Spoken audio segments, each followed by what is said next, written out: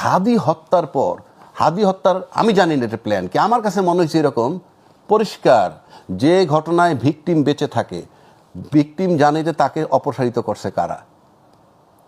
আপনার হাতটা আমি কেটে ফেললাম, আপনি নিজের চোখে দেখলেন, আপনি মরেন নাই, আপনি কোর্টে গিয়ে বারবার বলবেন আমার হাতে কোপ দিছে রাজ্জাকি সাহেব। কাজে যারে আমরা সরাইছি সে জীবিত আছে, সুতরাং সে জানে তার বিরুদ্ধে শক্তি হিসেবে মাঠে অগ্রণী ভূমিকা কারা পালন করেছে, তার একজন হাদি।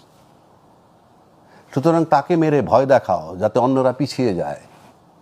কিন্তু দেখানো ছিল আমার ধারণা, বলছি মানে অন্যরা যাতে দমে যায়, কিন্তু পার্শ্ব প্রতিক্রিয়া যে এরকম হবে যে সিইসি বলছে এটা একটা বিচ্ছিন্ন ঘটনা, আর সিঙ্গাপুরের ডাক পররাষ্ট্রমন্ত্রী টেলিফোন কইরা আমার দেশের সরকার প্রধানরে বলে ওনার এই এই অবস্থা। বাংলাদেশের ডজন ডজন মন্ত্রী গেছে বাংলাদেশ জন্ম হওয়ার পর সিঙ্গাপুরে চিকিৎসার জন্য, বড় বড় মন্ত্রী